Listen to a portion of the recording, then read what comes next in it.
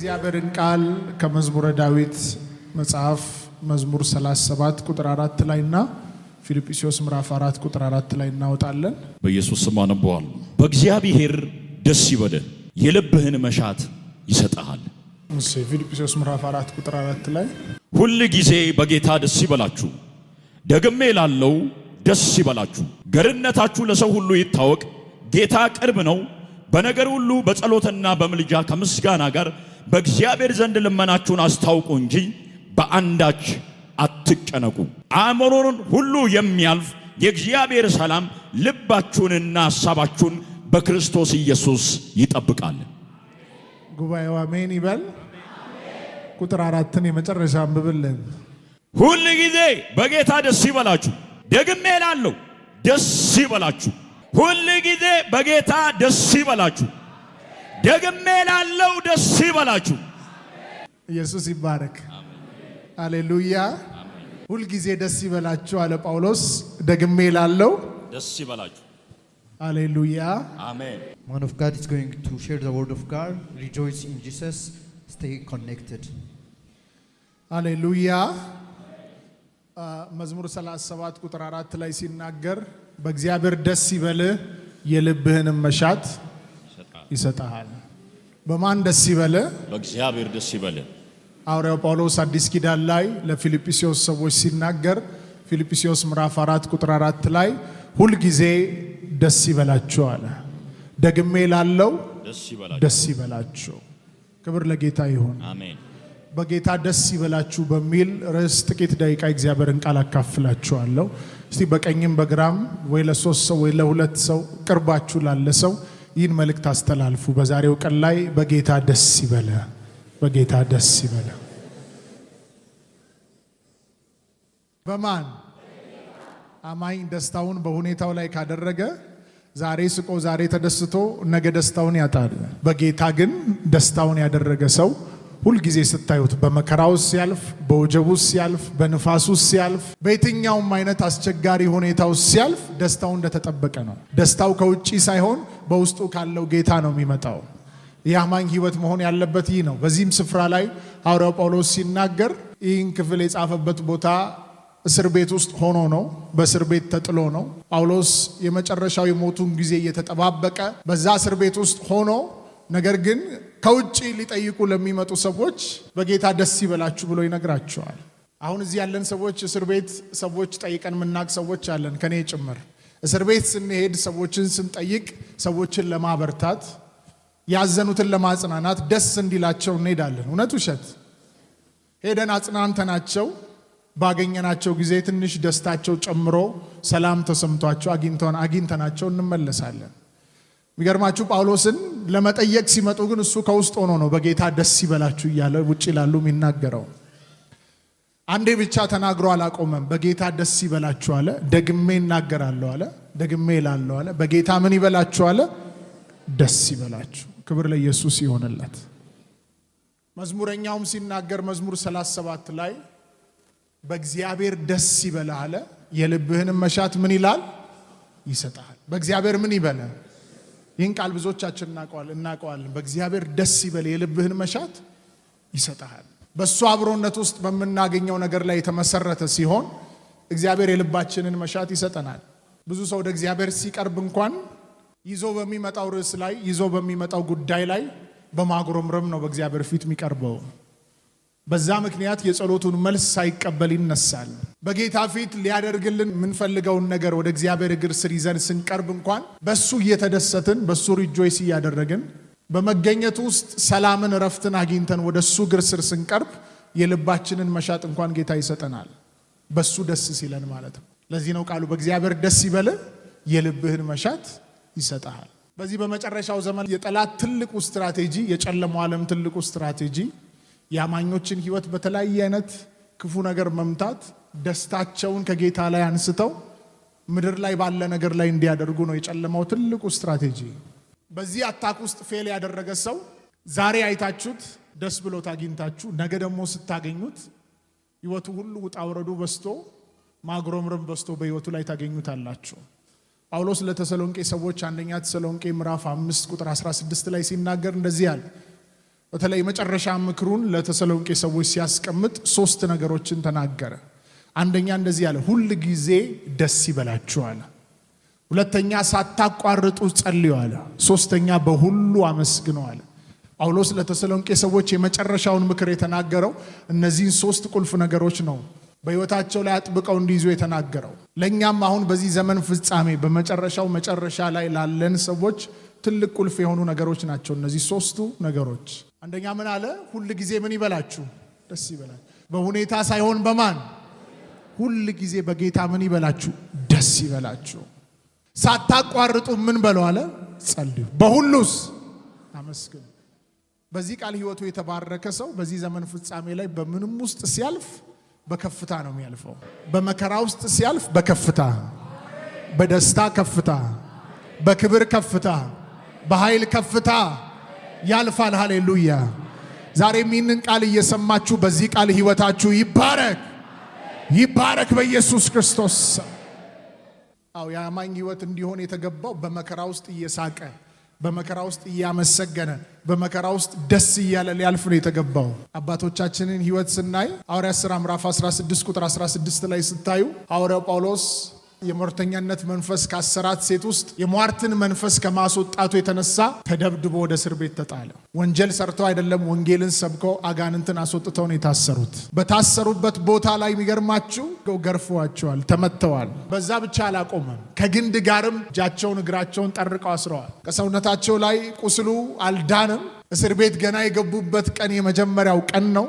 እስር ቤት አልከረሙም፣ ብዙ ቀን አልቆዩ። ኢንቫይሮንመንቱን አልተላመዱ። ወደማያውቁበት ስፍራ ተጥለው ነው ያሉት። ጳውሎስ በሕይወቱ የመጀመሪያው እስር ነው። ከዛ በፊት እስር አያውቅም። ያስራል እንጂ ታስሮ አያውቅም። ተደብድቦ ታስሮ ባለበት ቦታ ላይ በመንፈቀ ሌሊት ይላል እግዚአብሔርን ያመሰግኑና ይጸልዩ ነበር ይላል። ሃሌሉያ፣ አሜን፣ አሜን፣ አሜን።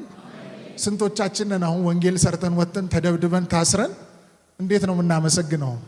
ያልገባው አያመሰግንም። ለአንተ ብዬ በተናገርኩ ታስሬ ተደብድቤ እስር ቤት ልጣል ነው የምንለው ጌታ። ብዙዎቻችን አሁን ለክርስቶስ ኢየሱስ ወንጌል ዋጋ ለመክፈል ወጥተን የሆነ ነገር ቢደርስብን ከአንደበታችን የሚሰማው ማግሮምረም ነው። ያ መከራ ሲመጣ እንደ ሙሉ ደስታ አንቆጥረውም።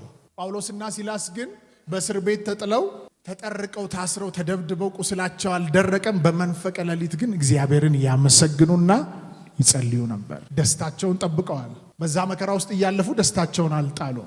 ዛሬ በኢየሱስ ስም አውጃለሁ፣ በእኔ ላይ በእናንተ ላይ በየትኛውም መከራ መሃል እየሳቃችሁ የምታልፉበት የሰማይ ደስታ በሕይወታችሁ ላይ ይብዛ፣ ይብዛ በኢየሱስ ክርስቶስ ስም፣ ይብዛ በኢየሱስ ስም። ትልቅ ዕድል እኮ ነው ለአባታችን ለዚህ ለክርስቶስ ወንጌል በሕይወታችን ላይ ስለ ኢየሱስ ወንጌል ስለ ክርስቶስ ኢየሱስ ወንጌል ብለን የምንቀበለው መከራና የምንከፍለው ዋጋ ያስፈልገናል በሕይወታችን ላይ። ዮሐንስ ራእይ 1 ላይ ስትመለከቱ እንዲህ ይላል ጻፊው ሲናገር፣ ስለ ኢየሱስ ክርስቶስ ወንጌል ይላል ስለ እግዚአብሔር ቃል ምስክር ፍጥሞ በምትባል ደሴት ላይ ተጥዬ ነበር አለ። ፍጥሞ በምትባል ደሴት ላይ የተጣለበት መከራ እየተቀበለበት ያለ ምክንያት ስለ ኢየሱስ ክርስቶስ ወንጌል ሲል ነው። በሕይወታችን ላይ እንደዚህ ስለ ወንጌል ስንል የምንከፍለው ዋጋ ሊኖረን ይገባል። በዛ ዋጋ መክፈል ውስጥ ደግሞ ስናልፍ ደስታችን በተለያየ አይነት ነገር ላይ አይደለም፣ በክርስቶስ ላይ ሆኖ ሪጆይስ እያደረግን ልናልፍ ይገባል። በሕይወታችሁ ላይ ስለ ክርስቶስ ኢየሱስ ወንጌል የምትከፍሉት ዋጋ ይኖር በኢየሱስ ስም። ሃሌሉያ። አባቶች ለዚህ ወንጌል ዋጋ ለመክፈል ራሳቸውን ሰጥተው ስለነበር በሞቱ እንኳን እሱን መስለው ዘንድ እመኛለሁ አሉ። እንግዲህ ጳውሎስና ሲላስም ስለዚህ ወንጌል ሲለው ታስረው ከግንድ ጋር ተጠርቀው ታስረው በዛ እስር ቤት ውስጥም ሆነው ግን እዛ እስር ቤት ውስጥ ተሰምቶ የማይታወቅ ምስጋናን ያሰሙ ነበር። በመንፈቀ ሌሊት አምላካቸውን ያመሰግኑና ይጸልዩ ነበር። ሃሌሉያ። እዚህ አባቴ ብሩካን ዛሬ መንፈስ ቅዱስ ምን ሊናገርን ይፈልጋል? ሁል ጊዜ በጌታ ደስ ይበለን። በዚህ ዘመን ፍጻሜ ላይ ብዙ መከራ አለ፣ ብዙ ቻሌንጅ አለ፣ ብዙ ያልሰማነውን ነገር ምን ሰማበት ብዙ ክፉ ነገር አለ። ነገር ግን በዛ ክፋት ውስጥ አማኝ በጌታ ደስ እያለው መከራን እያሸነፈ ተጽዕኖን ሁሉ እያሸነፈ የጨለማን ስራ እያፈረሰ ያልፋል፣ ያልፋል። ሃሌሉያ፣ ያልፋል። ሃሌሉያ። እስቲ በጌታ ደስ ይለኛል በሉ። ለዚህ ለተሰሎንቄ ሰዎች ያላቸው በዋናነት ምንድነው? ሁል ጊዜ ምን ይበላችሁ አለ?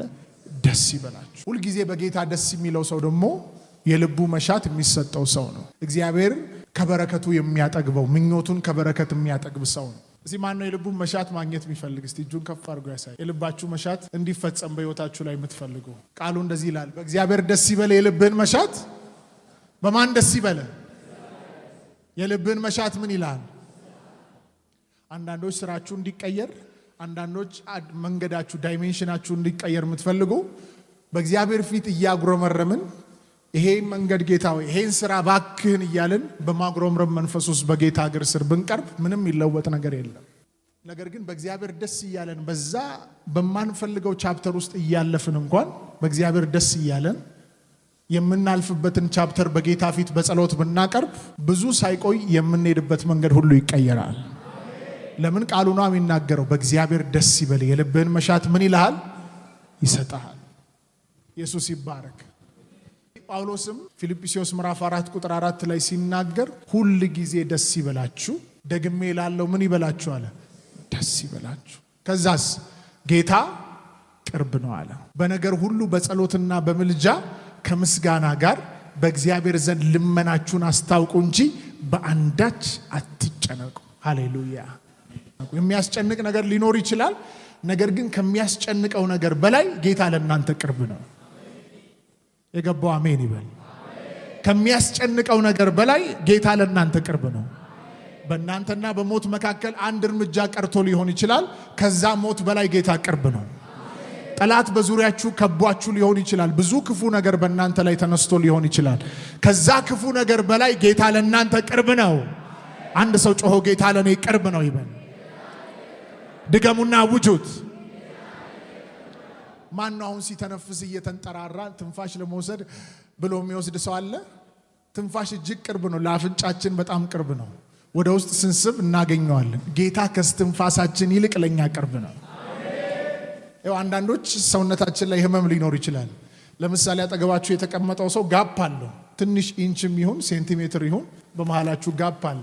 ላያችሁ ላይ ያለ በሽታ ይዛችሁት ነው የተቀመጣችሁት፣ ወይ እጃችሁ ላይ ወይ እግራችሁ ላይ አለ። ላያችሁ ላይ ካለ ክፉ ነገር ከበሽታው በላይ ግን ጌታ ለእናንተ ቅርብ ነው። አጠገባችሁ ካለ ሰው ይልቅ ጌታ ለእናንተ ቅርብ ነው። በዙሪያችሁ ከመጣ መከራ በላይ ጌታ ለእናንተ ቅርብ ነው። እስቲ ጮሁና ጌታ ለኔ ቅርብ ነው በሉ። አዳባካሊያ ቨረከቶስ ዳዊት እንደዚህ አለ፣ በሞት ጥላ መካከል እንኳን ብሄድ እርሱ ከኔ ጋር ነውና ክፉን በዙሪያው ያደባ ካለ ሞት በላይ ጌታ ለሱ ቅርብ እንደሆነ ያው ጌታ ከሁሉ በላይ ለኛ ቅርብ ነው። በውስጣችን እየኖረ ያለ ከሁሉ በላይ ለኛ ቅርብ የሆነ ንጉስ በውስጣችን አለ። ጌታ ለኔ ቅርብ ነው የሚል ሰው ሲልልታ ጭብጨባ ለኢየሱስ ያምጣ።